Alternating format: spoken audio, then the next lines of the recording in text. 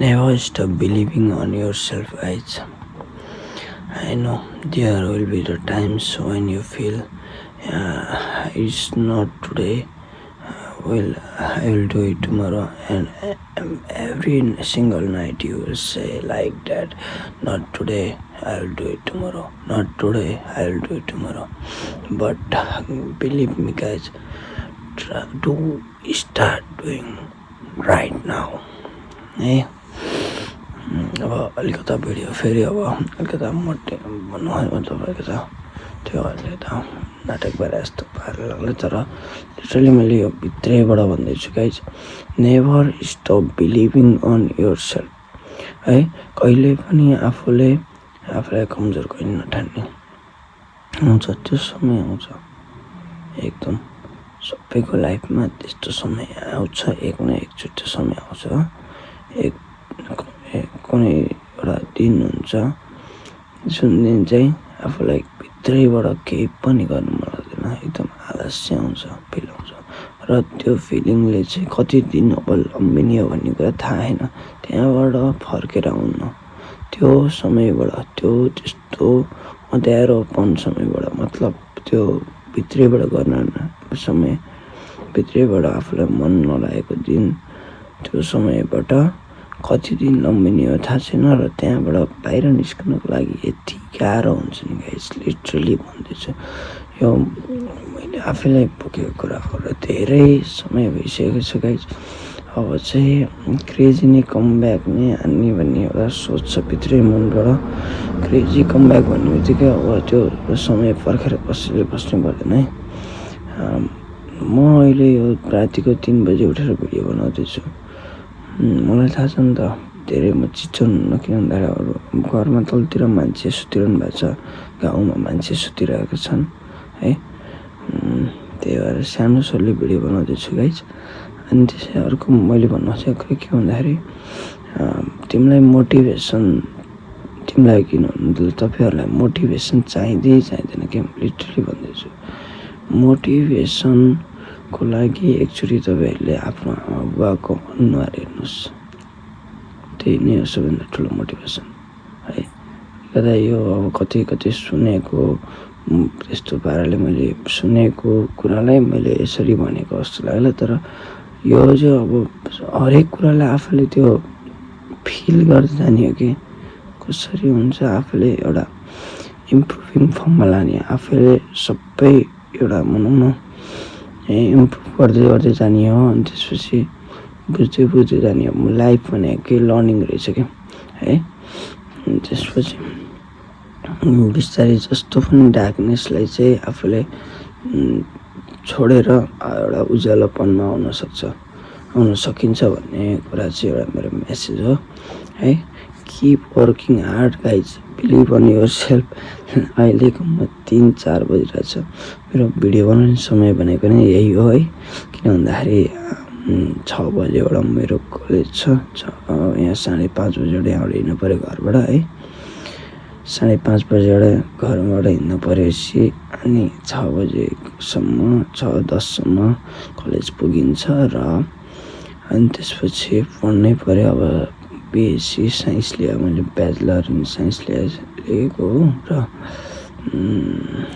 कतिको टफ हुन्छ +2 मा त त्यस्तो टफ थियो नि अब ब्याचलरमा आएर साइन्स त्यही पनि pure science PCM physics chemistry math लिएको छु गाइज क्रेजी छ लाइफ क्रेजी चल्दैछ अनि अब एकैचोटि 10 बजे आएर घर 10 बजे आउँछु 4 घन्टा जति पढेर 4 घन्टा भनेको 5वटा पिरियड जति हुन्छ है 2टा पिरियड छोड्छु मैले है 10 बजे घर आइपुग्दाखेरि खाना खानु पऱ्यो खाना खाएपछि बज्छ 10:40-50 जति हुन्छ 10:40 जति हुन्छ अनि अब 20 मिनट जतिमा जसरी हुन्छ बोर्डिङ पुगेर एकछिन आराम गरेर 11 बजेबाट मेरो क्लास सुरु हुन्छ र 11 बजे क्लासमा पुग्नुपर्ने हुन्छ है फर्स्ट पिरियड मेरो लिभ छ त्यही भएर सेकेन्ड पिरियड 11 बजेबाट सुरु हुन्छ है अनि एकदम लाइफ चाहिँ कस्तो चलिरहेको भन्ने कुरा म आफै सोच्नै सकिरहेन कि यो अब डिस्क्राइब गर्ने एउटा कुनै पनि मसँग भनौँ न ओट्स नै छैन, शब्दै नै छैन के लाइफ। मैले अहिले यो जे कुरा भनिरहेको छु नि, यो वर्णन गर्नलाई एउटा तपाईँले आफैले फिल गर्नुपर्छ क्या यो कुरालाई चाहिँ। थाहा छ तपाईँहरूले मलाई यो इन्टरेक्ट भइरहेको होइन, तपाईँहरूले फिल गर्नुहुन्छ होला म सँगसँगै भिडियो हेर्दै हेर्दै है। लिटरली जे आफूले भोगिरहेको छु होइन, त्यो कुरा चाहिँ क्यामेरामा मैले बोलिरहेको छु होइन, क्यामेरामा तपाईँहरूलाई त्यस्तो नर्मल लाग्ला, त्यो अलिकति बनाएर भनेको जस्तो लाग्ला, तर रियालिटी यही हो कि लाइफको। लाइफ भनेको क्रेजी भनौँ न, कतिखेर के मोड लिन्छ नि थाहा नि छैन, कहाँबाट के सोचेको थियो। अहिले कस्तो भनौँ न, राम्रो चाहिँ एकदम राम्रो भइरहेको, तर यति हार्ड वर्किङ छ नि, यति हार्ड वर्क गर्नु पर्दैन नि गाइस, क्रेजी।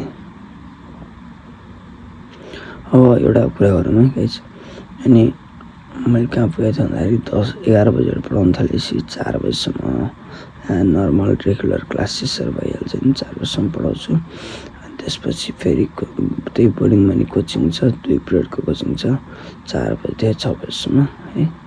खट्याइ गर्नुपर्छ है, यति धेरै गाह्रो हुन्छ है, ठिक छ। अब मलाई चाहिँ यस्तो लाग्छ कि एउटा के लाग्छ भन्दाखेरि मानिसले सफलता नपाउनुमा चाहिँ म चाहिँ एउटा भाग्यमा चाहिँ विश्वास चाहिँ गर्छु होइन। मान्छेले सफलता नपाउनुमा चाहिँ एउटा के कारण छ भन्दाखेरि उसको मेहनत चाहिँ जब उसले असफल हुन्छ नि, मलाई के लाग्छ भन्दा उसको मेहनत चाहिँ अलिक अपुरो भएको हो कि नपुगेको हो कि जस्तो लाग्छ। त्यही भएर मलाई सफलता पाउनुको लागि जति कम काम हामीले कति मिहिनेत हामीले गरेछौँ त्योभन्दा अझै बढी गर्नुपर्ने रहेछ है भन्ने चाहिँ मेरो एउटा बुझाइ जस्तो लाग्छ है।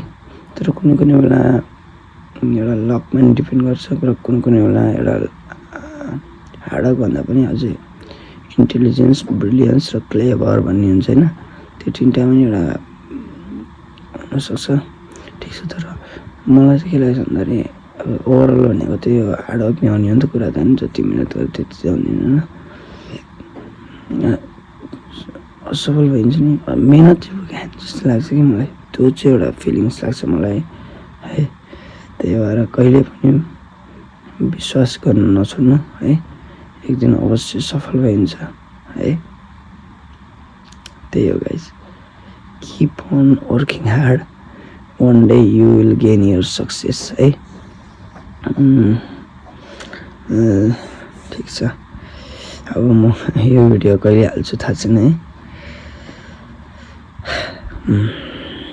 यस्तो लेसनहरू चाहिँ मलाई एउटा दिन चाहिँ मन लाग्छ कि इन्टरेक्ट गर्दाखेरि अलिकति भनौँ न, खासै मलाई त्यस्तो अरू जस्तो कुरा गर्नु हुन्न है, नर्मल हो। सोच चाहिँ खतरा राख्ने कि मैले, सोच चाहिँ सपना चाहिँ खतरा ठुल्ठुलो सोच्ने, कहाँ कुरा सोच्दिने, ग्वाटेमाला, अनि त्यसपछि पाराग्वे, चिली, भेनेजुएलाको स्पेनिस भिडियो धेरै हेर्ने कि, अनि आफूले नेपालमा बसेर नेपालको पनि यस्तो घरमा बसेर है आफूले सपना चाहिँ एकदमै ठुलो देख्ने कि मैले चाहिँ कहाँ के सोचिहाल्ने कि। फेरि मेरो चाहिँ माइन्ड धेरै नै यति धेरै ओभर थिङ्किङ छ नि मेरो माइन्ड चाहिँ गाइस, लिटरली भन्दैछु। मलाई कुन दिन ओभर थिङ्किङले चाहिँ मलाई मेरो लाइफ लिन्छ जस्तो लाग्छ है।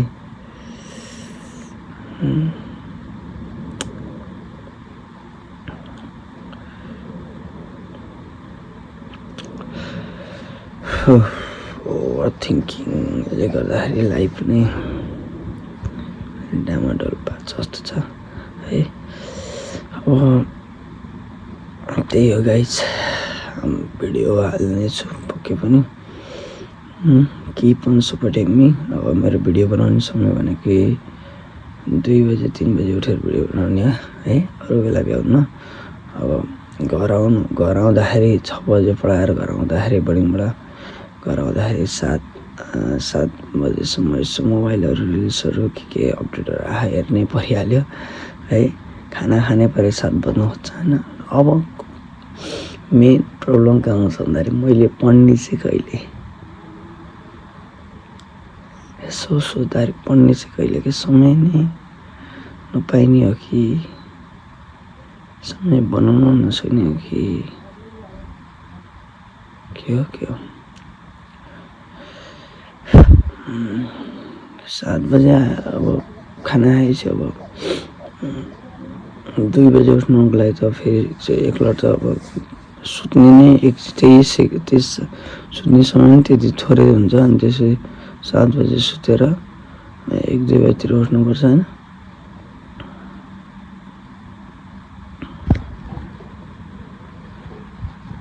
त्यही भएर पढ्ने समय चाहिँ अलि मिलाएन, ठिकै छ ल। यो टाइमलाई म मेन्टेन गर्छु र आफूले सक्दो मिहिनेत गरेर एउटा हाइटमा पुगेर राम्रो एउटा घर बनाउनु सक्छ गाइज, मेन त है। यति धेरै कष्ट जिन्दगी भइरहेको छन् गाइज यार, शब्दमा चाहिँ बयान गर्न सकिरहेन गाइज यार। Just keep on working hard, है। Just keep on working hard every day, है। यो मैले भिडियो ऱ्यान्डमली खिचिरहेको छु गाइज है, जस्तो हुन्छ त्यो हेरिदिनु होला है। Thank you guys. यो कुनै पनि कट नभइकन भिडियो आउँछ, म अब कतिखेर हाल्छु मलाई थाहा छैन।